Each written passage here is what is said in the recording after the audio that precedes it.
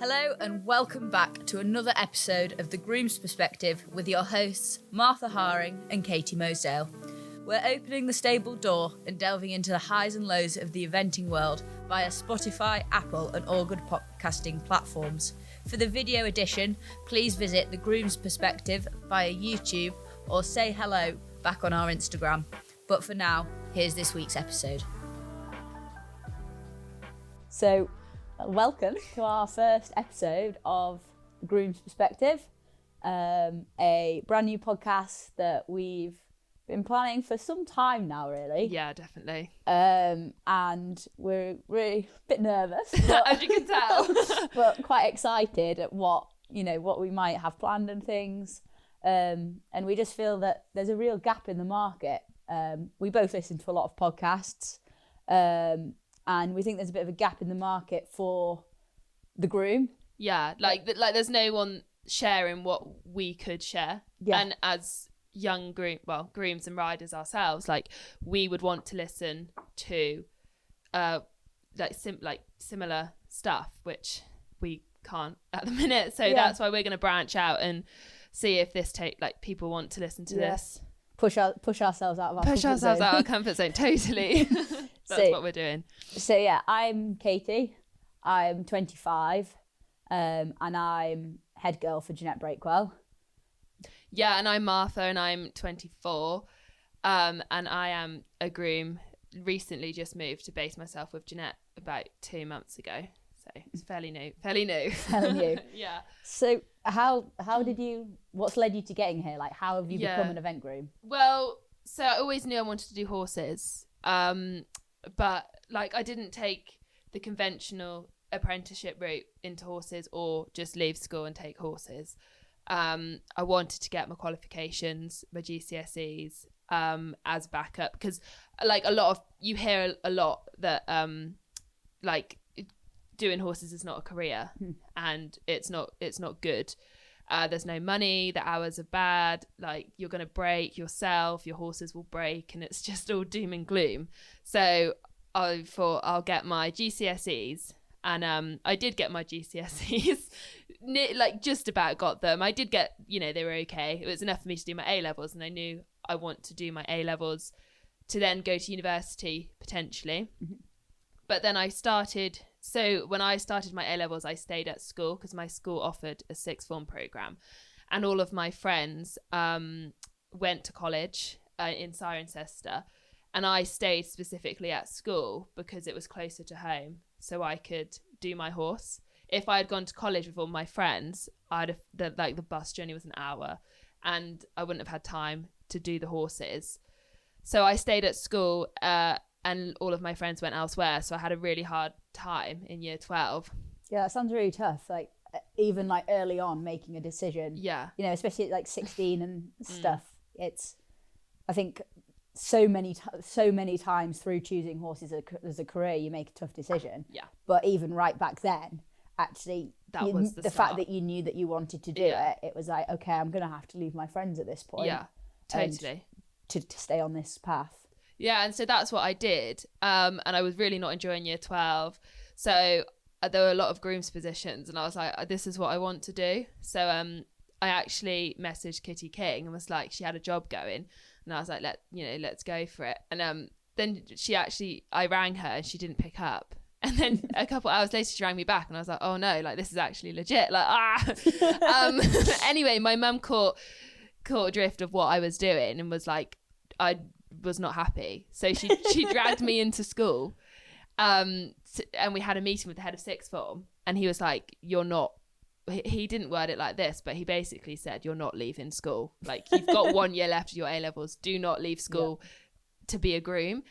So anyway, I stayed at school. Year 12 was really hard, but my school did let me have breaks where I could go and ride the horse, which was nice.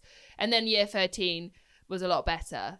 I think it's easier in year 13 when you get to know your subjects and you get to know who you're around. Yeah, massively. I did my A-levels as well, but it was such a shock from GCSEs to A-levels. I think it's the jump from novice to intermediate, 100 to novice. It's huge. And I think it takes a lot to adapt to, I was quite academic, so I was quite, at GCSEs, everything was quite easy. And then I felt like my whole world came down in year 12 when I suddenly wasn't doing that well. It's, and then that matched with I could be doing something that I wanted to do with the horses, or I could be with my friends, just makes everything 10 times worse. Yeah. And that's how I felt. And I was like, because I knew that for me to do my eventing dreams or, achieve those goals, I can't do that from home. I needed to be with a rider, and that's all I wanted to do. But I had to look at the bigger picture, and that if I get my A-levels when I'm 18, you can do what you want. Like you are in the big world at 18. Yes. You have to have a job. You have to work. So I'm so glad I stuck with the A-levels and I got them. Yeah, I am too. I literally look back and I think it was worth crying every day through school. Oh wait, I wasn't really doing that, but I got the A-levels, and then I then took a gap year. I just didn't know what I wanted to do, and I don't know why I didn't go I think at the time I didn't have a horse that was gonna do what I wanted to do, as in have the ability to event or worth me, buying my BE membership. So I didn't go and work for a rider straight away, but I think it was a confidence thing. Like I didn't. Yes.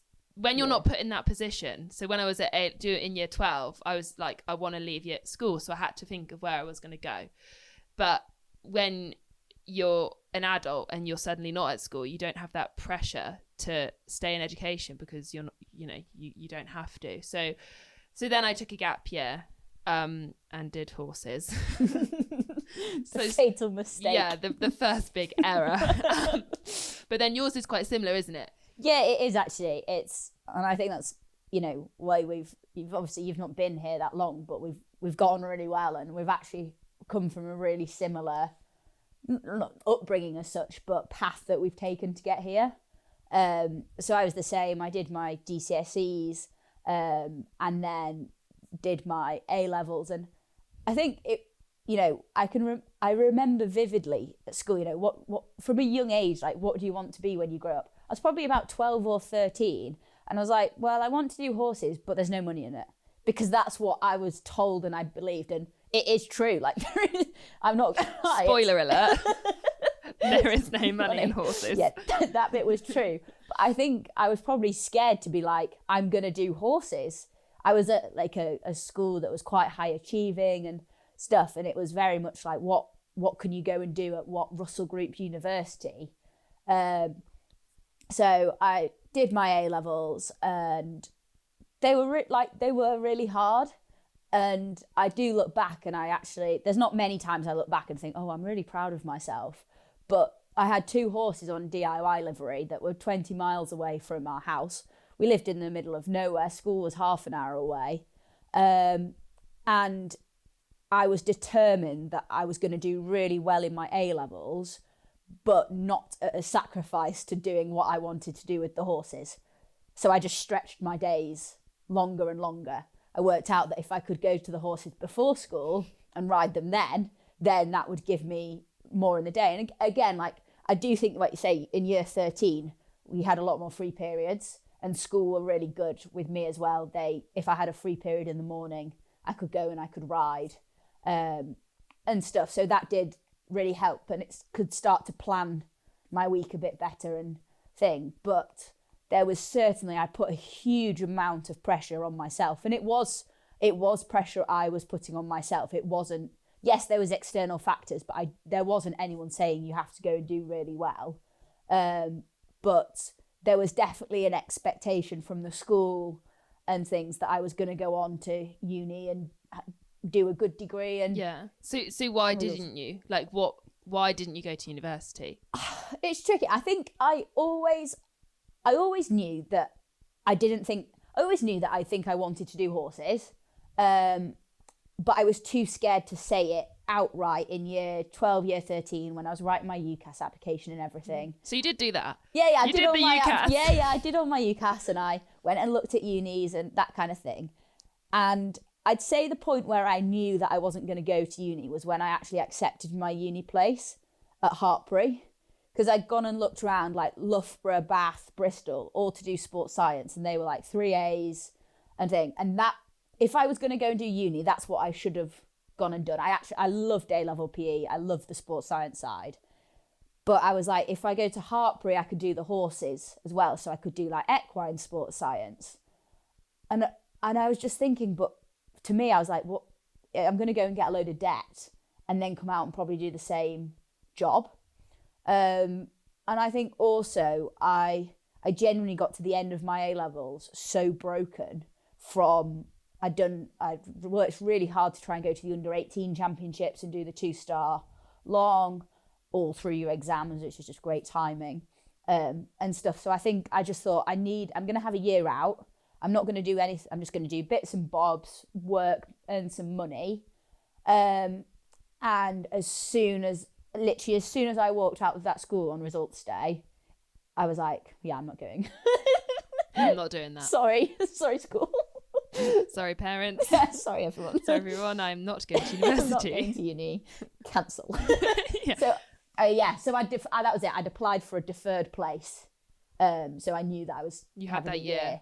And then very quickly, when I thought, yeah, this isn't for me. I think I was a bit done with education. Yeah. I think as much as anything. I did work I think I probably worked too hard, which probably makes me quite a good groom. Because good traits we like to see. Yeah. And then I do have the tendency to, sometimes you do need to be like, it's okay to stop. Yeah. So that's kind of how I didn't end up going. But you did decide to go, didn't you? Yeah. So I did take a year out. So I didn't defer my place. I actually had a place to start in September. But then I was like, it suddenly drew on me that if I went to university, what am I doing with the horse? Mm-hmm. And I could keep the horse at home, but, well, not at home, on livery, and my mum would have to do the horse for me. But then I wouldn't be able to produce the horse like I would want to because I'd be at university, and I just wasn't prepared to give up that aspect of my life. Yes, that was, I think my biggest thing was I have worked so hard for the last however many years of your life, from like the age of 10, you're making sacrifices, not going to sleepovers and that kind of thing. And I thought, I've worked this hard, I'm not giving it up to go to uni.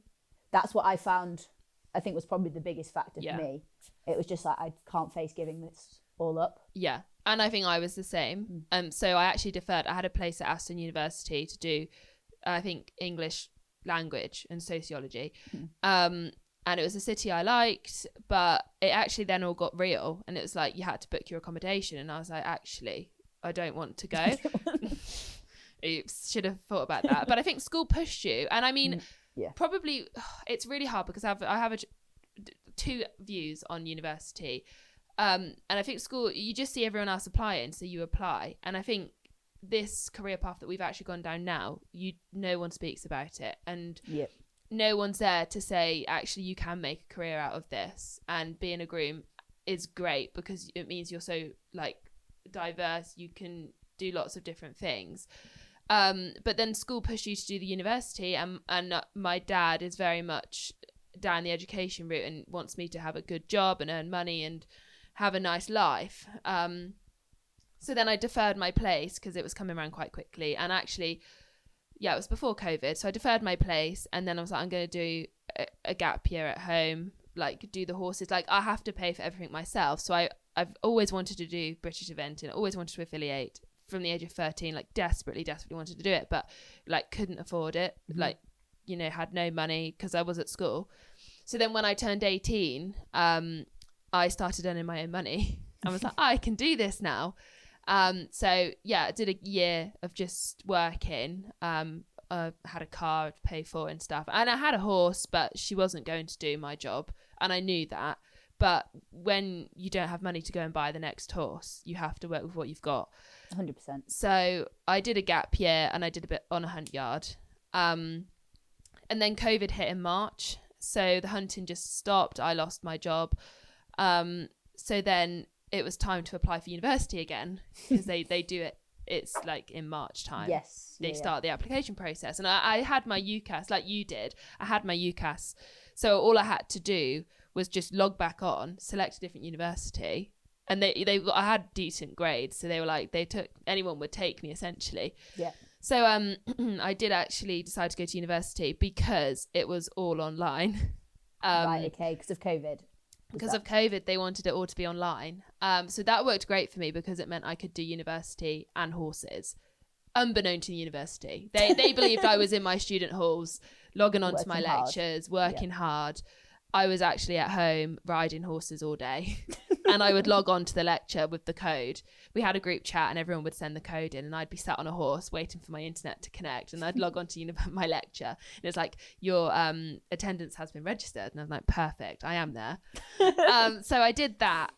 I did university, but I did horses at the same time, and I don't regret it actually at all. That's really good, I think, though. It's really important, that. Yeah, I don't regret it. I met some really good friends. Was on the university riding team. I was captain, but I didn't do the university life. I didn't want to live there, and actually I used my student loan that I would have spent on accommodation on my horse's livery. And he was on full livery. Perfect. So it was lovely. I've never had horses with full livery. Never going to be able to afford that again. Never going to afford it again. But the way I justified it was that because I'm not spending money on student accommodation, my horse, the livery, and it's the same because my sister's at university now, and her accommodation, how much it costs her, is the same as what my full livery was. So I thought, you know what, sod it. If I was living at university, I'd be losing this money, so the horse can go on full livery.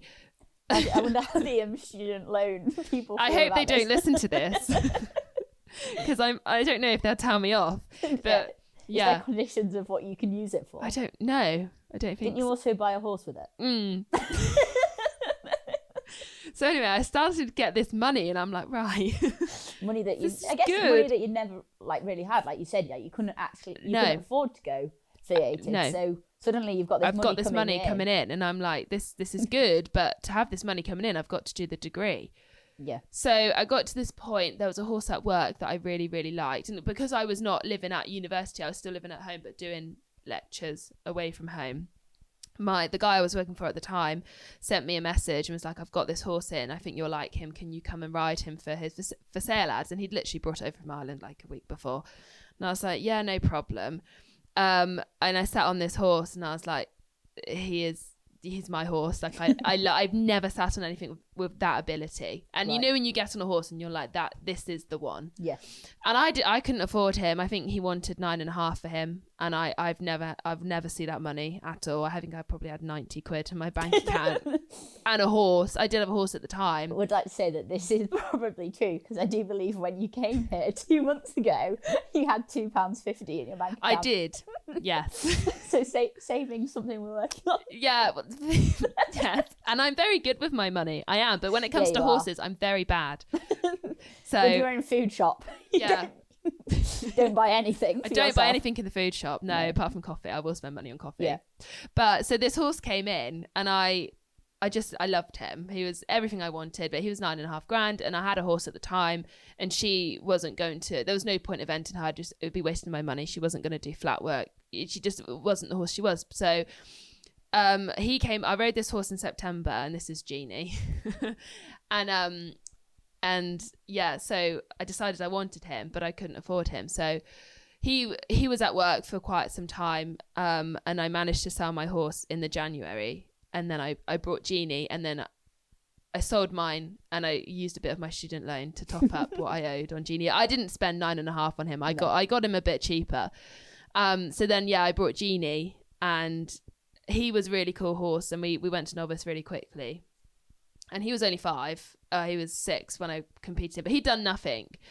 I just got lucky. And then basically that's when the problems of university started, because I've suddenly got this really nice horse and I want to go eventing.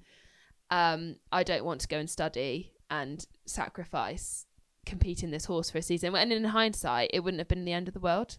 And I think you could probably agree with that. Like having a season out or missing some events isn't the end of the world. No, but at the time, it absolutely feels like it. Yeah. And that's how it felt. So I actually then decided to, because this was year 2 of university, so I think it's 2022, this beginning of 2022, and it was like hybrid learning. So it was half online, half in person. So again, I didn't attend. I I'd passed first year, didn't attend, and then decided I've got this nice horse, I've got no facilities, I can't afford lessons, I want to go and work for a rider. And I could, because I was old enough to go turn to my mum and be like, that's what I'm going to do. And so this is whilst you were still at university. Whilst I was still at university. You decided you were going to go and work for a rider. Yes. And in the interview for the job, I was like, it's okay, I'll do my studying in the evenings, don't worry about it. Thinking I've never worked, like, I was so gullible because I'd worked on a yard, but it was like 5 hours a day. So I was like, I can do that, and I can do my studying in the evening. And then I get on this event yard and it's like 7 a.m. until you're finished, which is the job, and that's fine.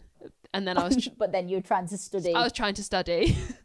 That sounds like quite a task. It was. So yeah, and then I did a year as a working pupil and did my university degree as well. Oh, that is a commitment. Yeah, and I mean, I'll be honest, I didn't come out with like the best grade. I didn't, but I passed. And you got it. And I got it. Yeah, and I competed the horse. And actually, because the wage on a working pupil isn't massive, and I don't have my parents funding me, and I still had to pay my bills, my horse insurance, my car insurance, my food, I actually used my student loan again to pay for my entry fees. So we can summarise from this, without the student loan, you'd be nowhere. So if anyone's thinking about going to university, do it. Just get the student loan. It's actually not that hard. It's quite easy. Oh dear. Yeah. God. But then, so you took a completely different route to me. Yeah, I did actually. And it's interesting how such different route, but we have both ended up in the same place. That's same place. True. And I think that's a really good message, to people, and, the people that are thinking, am I doing what my friends are doing, or where's this going to lead me to? You don't actually know, and it will all work out. Yeah. After I decided to take my gap year, and I just, similar to you, worked on a hunt yard. It's a bit spooky. That is actually. Yeah, it is. So I was riding out on a hunt yard in the mornings, a couple of lots thing, and then I had my horse on livery on a dressage yard actually, and was doing bits of work for her as well, and just getting experience and riding different horses and stuff like that. And then I actually started a like dog walking business, which really took off and did really well. And I was doing this alongside, so I had a horse that was competing at kind of novice level. I think I did an intermediate with him.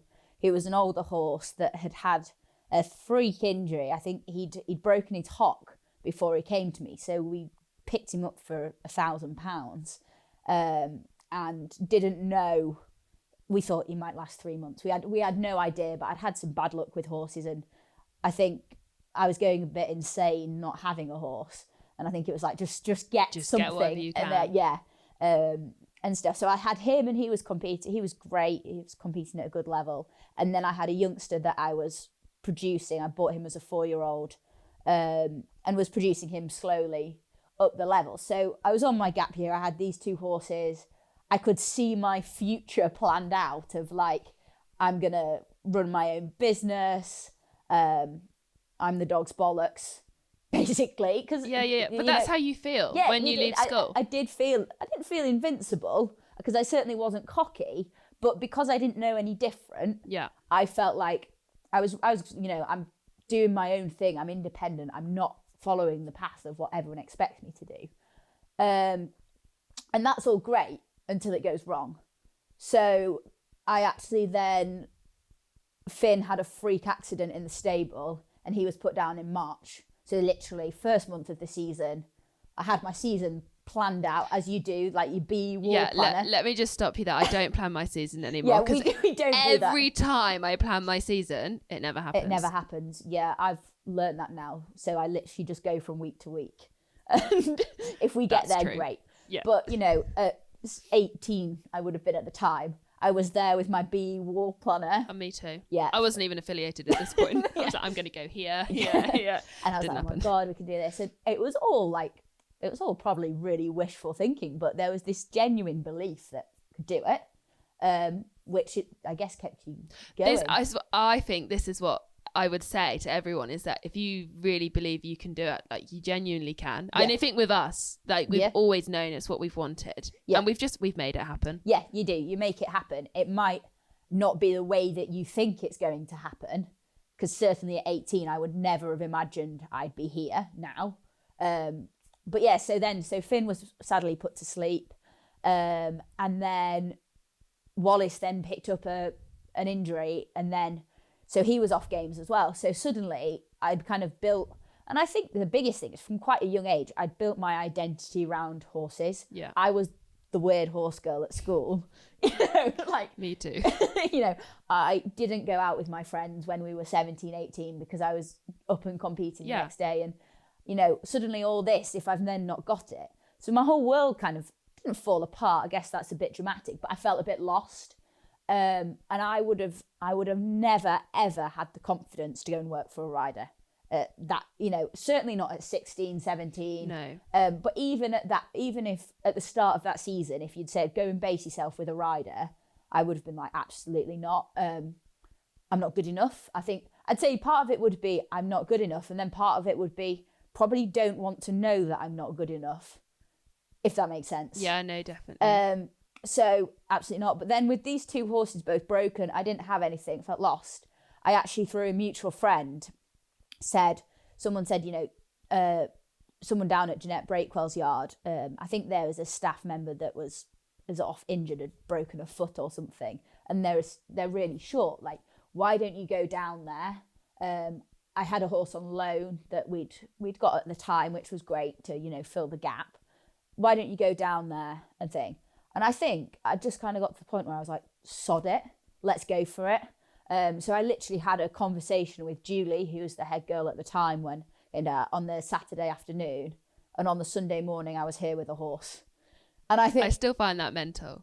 Yeah, so do I, because I am not an impulsive person. No, it has to be planned. Yeah, I'm a big planner, and I think that probably just shows that I was just like, yeah, sod it, let's go. What's the worst that can happen? So I initially came on 2 weeks kind of work experience with a horse, and it was, come and get some training, and I thought, right, yeah, let's go for it.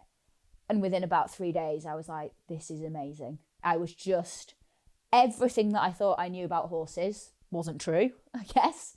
But I was like, oh my gosh, like everything is done so properly.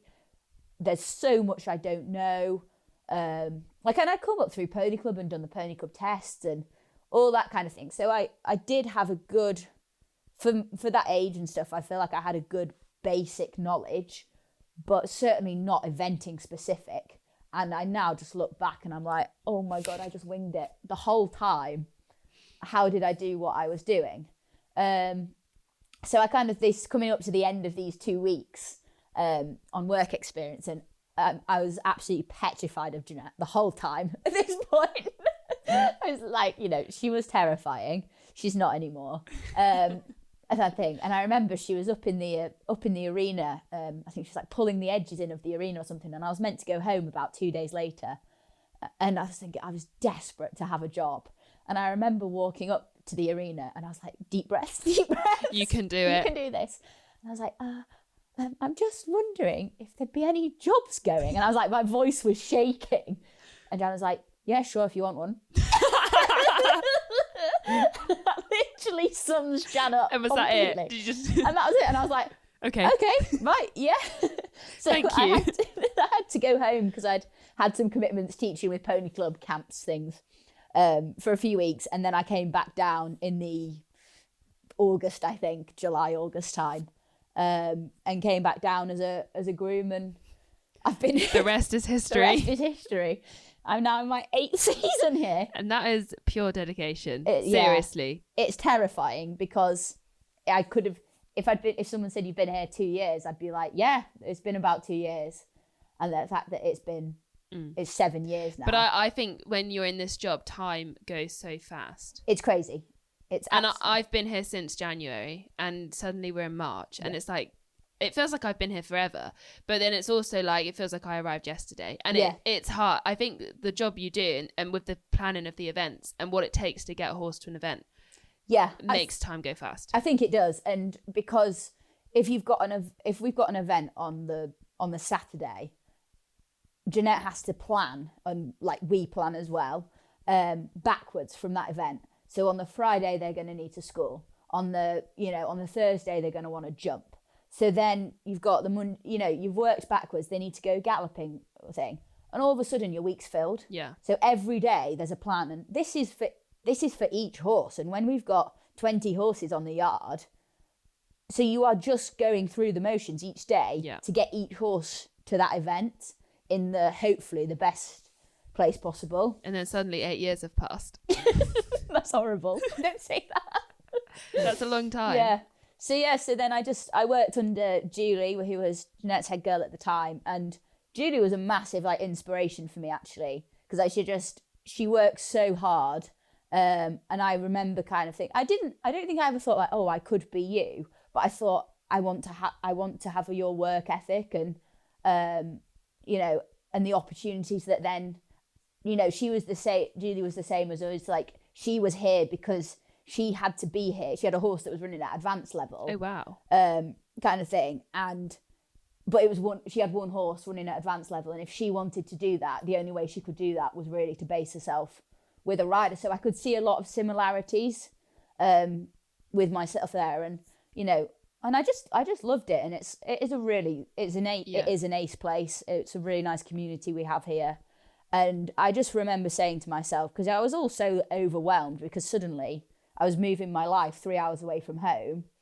I didn't know anyone or that kind of thing. And I remember just saying to myself, well, however long I stay here, it's going to be a really good experience. And if I then go home and want to set up my business or whatever, I'm going to have a lot more skills to do that. And I just said, I'm going to stay here for as long as I'm learning and I'm enjoying it. And actually here I am 7 years later, and I can honestly say I still am learning and I still am enjoying it. Yeah. So why change it? Yeah. Yeah. And I think that leads us on to why we are grooms. Yeah, and definitely. that big conversation on why we do this, because it would be easier 100% if we didn't have horses and to get a normal job and work the 9 to 5 and have time to see your friends or time see your family. But when this is your life like it is ours, that completely is the benefits we get completely outweighs what we would get if we were in a normal job. And what we miss, I guess. I will never ever complain about doing this because there's not one moment in the day that I go, I really don't like this. No, 100%. It is such a hard job, and I think it gets a lot of bad press. I think that is because a lot of people chuck themselves into it and don't realize what they're getting themselves into. Yeah. And I think it's mindset, because when I started as a working pupil, I was completely oblivious to what was coming my way. I was I've ridden to BE novice level. I've got a really smart horse. I've done a year on a hunt yard. I know what I'm doing. Yeah. Suddenly I didn't. And I'm I don't know what I'm doing. But my mindset was always, I'd like to think it was always correct, because I never, not once, didn't show up for work. And I always tried my hardest. And whether that was, I maybe wasn't amazing at the time, but I did try my best. You always had the right work. I think so. Yeah. And I think a lot of people come into it and they see what is posted on social media, which we do see that as well. And I'm guilty for looking on social media and being their life looks amazing.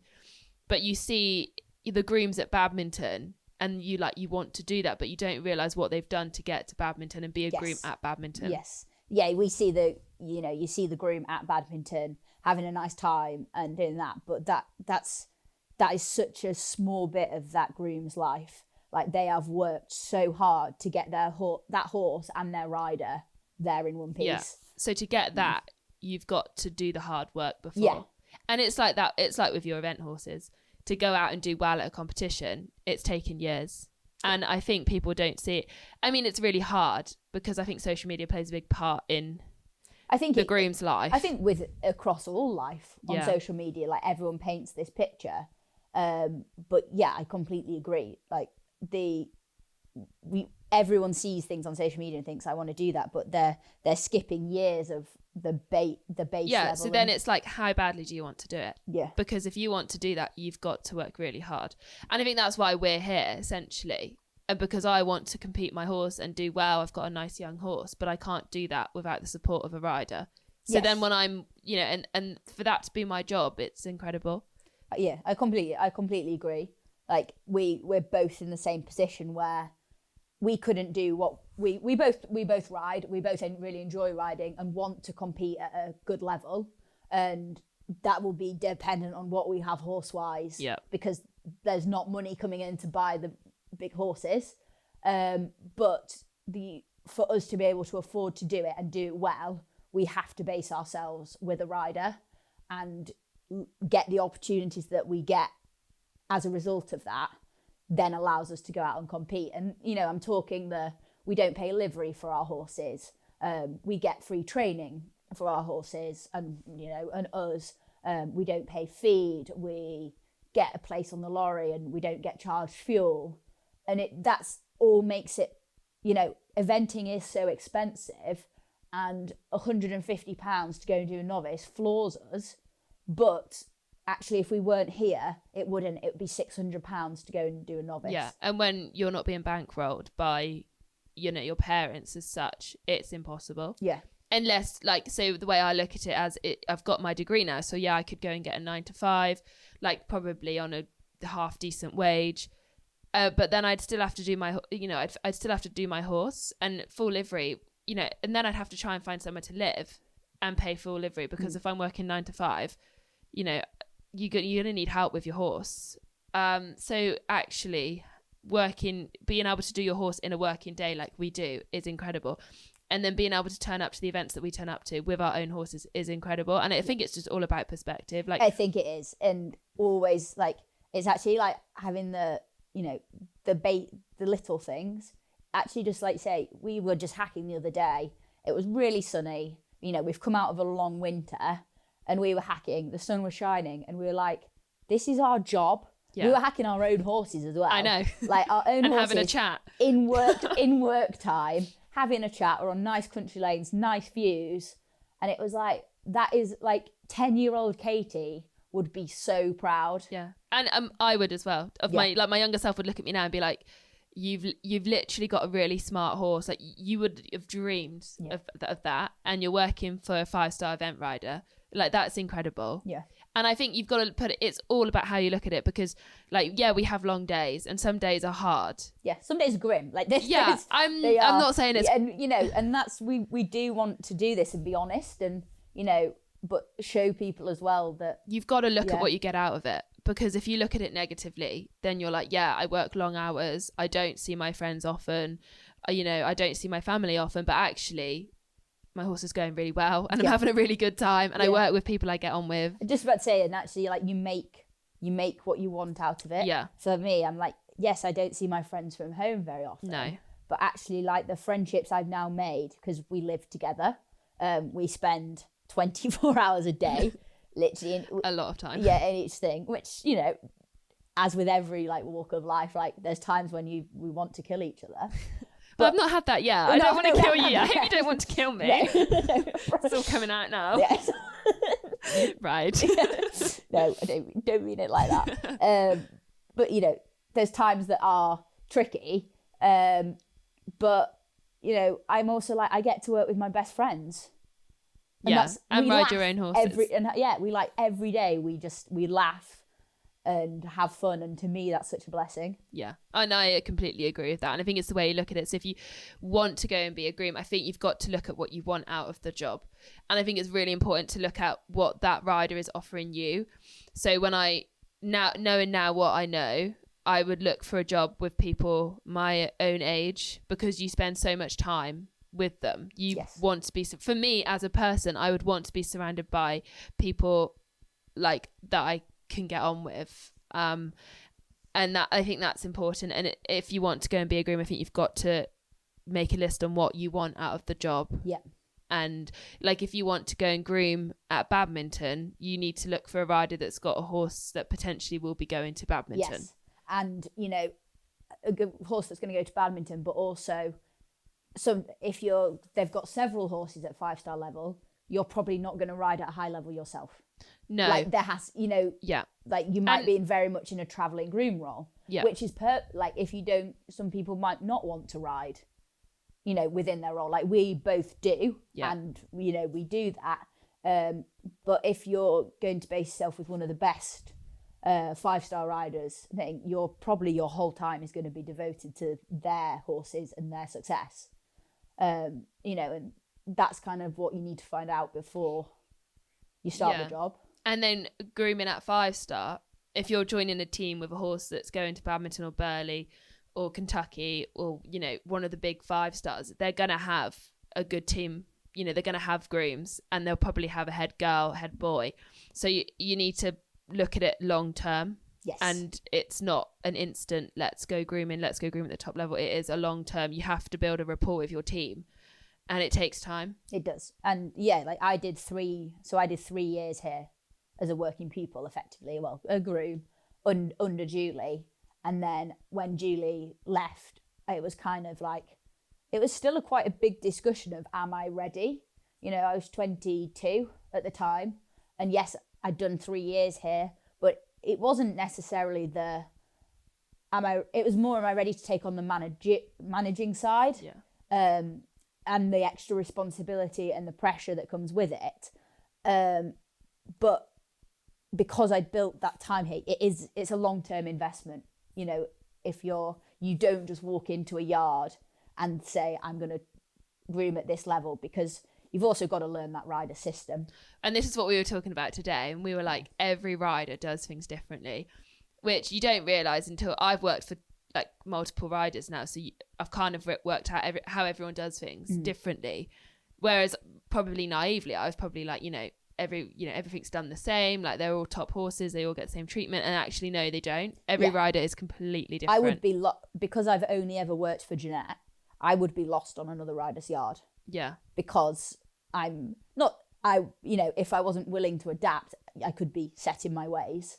I think, just how Jeanette ices a horse, or how, their turnout or their feed or anything can be so different, and personal preference, as well. So then you have to be open-minded, because it might not be how you've done things. This is how this rider does things. So then you need to adapt to how they're doing things, and you've got to agree with what they're doing. Yes. Because, and especially if you've got your own horse here. Yeah. And you've got to trust their system. Yeah. You have, I think that's been the biggest. And I'm glad I came here when I was young enough to be moulded. Yeah. And was really like, I don't really know that much, so tell me everything and I'll take it all on.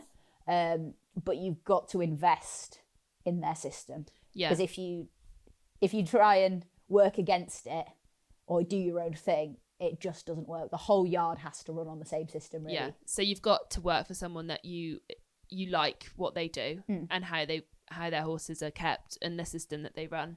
Yeah. That's important. And I think there is a rider for every groom and a groom for every rider. So I work really well with Jeanette. We get on really well. I know that I couldn't work for all riders, and vice versa. And I think that's okay too. Yeah. Everyone's got different personalities. It's you share the highest highs and the lowest lows. But that's such a unique job. Like, yes. Where do you work with your boss in that? Literally, where do you go and stay away for? You can be away for 3 weeks on the road back to back in a lorry, and we're literally living in a 10 by 10 foot box together. Yeah. In each other's company. Yeah. And then you're also then trying to compete at a really high level and do all that and still get on at the end of the week. When you look at it like that, and from trying to put myself in an outsider's perspective, it is crazy. It's really, but how do you explain that to someone? It is, and that's why we love it. Yes, because it is. That's what makes amazing. It so special. Yeah, and it's exactly. That's right. It's special. Yeah. You don't get this in any other job at all, and it's special, and that's why. Because it's crazy. It is. But I guess that's kind of why we've done this, and why we're quite excited to kind of uncover a bit of the behind the scenes. And, well, because our younger selves, if I was 17, 18, 19 now, I would really want to hear about how other grooms have got into the industry, what path they took, what path they didn't take. Do they have a horse? Are they competing that horse? How far can you go with this? And I don't think it's discussed. No. And I think we're a real in the middle. So we're there with the professional side, because we work as professional grooms at a high level. know a lot of the professional riders, the other grooms, like see all that side. But then there's also the side of me that is just like a real eventing enthusiast that really wants to compete myself and do what I can myself. And I think, I hope that a lot of people will actually relate to us. You know, you're kind of addicted to this crazy sport that you can't really afford to do, yet you're going to sacrifice everything to do it, and it's so worth it. And that's why we love it, and that's why we enjoy it, because we have to work really hard for it. And that's when we get the high, when you get to go cross country and you've had a good day, and you get the high, and you're like, that was amazing. Yeah. And even when I get as much pleasure from Jeanette having a good day as I like my own horses. They're all our horses, and the amount of work that the whole team on the yard puts into them. A good result is really special, and because most of the time it's not a good result. Let's be honest. Certainly with our own horses. Certainly with our own. So what horses do you have here at the minute? So I've got 2 horses at the moment. One that I own, Aussie, or Fairly Edited is his posh name. He's 7 this time round. Really nice, like young horse. He missed last season with a silly like strike injury that he got early on. So yeah, that was a bit frustrating, but he seems, touch wood, to be touch every bit. Can we touch everything in this tack room right now? He seems to be on good form. He's come out this season and went double clear around his first event at just at 100 level. So that's great. I adore him. Probably a bit too much sometimes, but there we go. So yeah, he actually came to Jeanette to produce and sell. And we just loved his attitude so much. And I was very lucky. A few people like really helped me out to make it happen. And managed to get him, and I'm very grateful for the people that made that happen. And then I've got another horse here called Jet, or Temple Patrick Jet. He's a giant. Just love his show name. Yeah. He's 17 to 18 hands. He's massive. He's a big hunter, and he's owned by a couple who have had a lot of fun with him on the hunting field. He's been a master's horse, and they were just kind of thought this horse is a bit too quality to get a blackthorn or something out hunting, and they thought that they'd sell him, but the market wasn't there and he didn't sell. And then literally just through a mutual friend, I'd actually lost my novice 2-star horse last April. I had him put to sleep, and then a week later I got a phone call from Martin, his owner, and come through a mutual friend of Jeanette's, and said, would you like this horse on loan, and we'll help you out with him. So he came unseen, which is, again, this is like the kind of thing that I just wouldn't do. Yeah. So he arrived, and I was like, I got told he was big, but I was like, oh, he is big. Kind of they weren't lying. Yeah, they really weren't lying. And he's a really sweet horse, and he's at novice level. And he's actually qualified for badminton grassroots this year, so that's exciting. And his owners, I'm sure, will have a really nice time, and they get to keep their kind of foot in the sport without, they're very generous. They help me out with his competition costs and stuff, but they're not having to pay a big livery bill each month. So, it works really well for both of us. At my level, I'm really grateful for that support and the opportunity to ride that horse. And they get to go out and events. We were at Thorsby last week, and that's a really nice big international event, big feel, and they got to go and have a lovely day out as owners. So it's a really good mix, but it's, again, that's something that would have never happened without me being based here. Yeah, it was, we're looking to send him to a rider on a yard, and it was actually the mutual friend that said, Jeanette Breakwell's head girl has just lost a horse. It was Jeanette Breakwell's head girl. That was the bit that got me. That was the in. Yeah, it wasn't there's a nice, like, hard-working young rider. because that's, you know, that's the same as everyone. Yeah. Kind of thing. So yeah, that's my two that I've got this year to compete. Like we said earlier, I'm not really doing much planning. We just go from Don't plan event the season. but yeah, we're having fun and enjoying it. And you've got Tommy? Yeah, so I have a grey gelding Tommy. He's 6. Yeah, he'll be 7 this year, and I've had him since he was 5. But I've basically had him a year and a half now. I think that probably like summarizes our introduction, really. Yeah, definitely. I think we've told everyone who we are and what horses we have. Yeah, and yeah, we just look forward to bringing a lot more. And yeah, you know. and to be fair, we will always have something to discuss because every week is different, and every week something happens. Yeah, definitely. And one of us falls off. Yeah, there's always a disaster or there's always a high, and we really look forward to actually sharing that with you. Yeah, and, you know, taking you on this journey with us. Yeah, definitely. So yeah, we'll see you soon. Yeah, thanks for listening. Bye.